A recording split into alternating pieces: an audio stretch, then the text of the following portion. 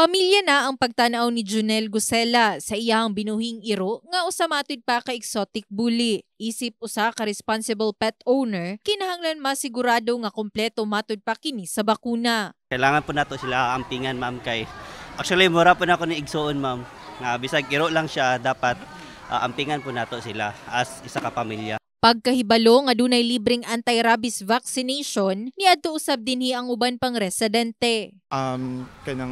Kailangan gid mo siya maging responsible as pet owner, especially karon nga anti-rabies man. So kailangan mo mapanta-rabies, so at least aware pud ka nga imong alaga is walay rabies.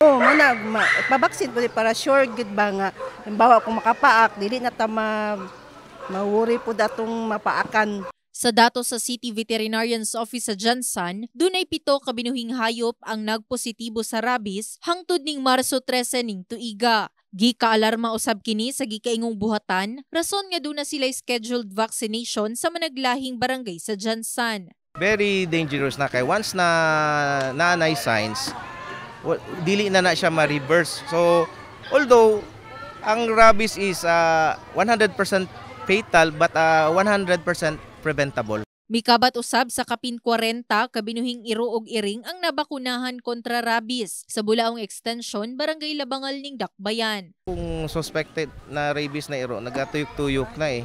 So kumbaga pa restless na siya.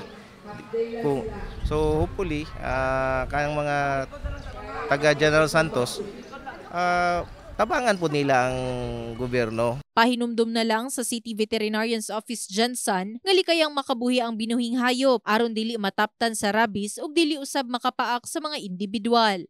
In the heart of changing lives. Kini si Brigada Liza Labajo sa Brigada News Jansan. Brigada News.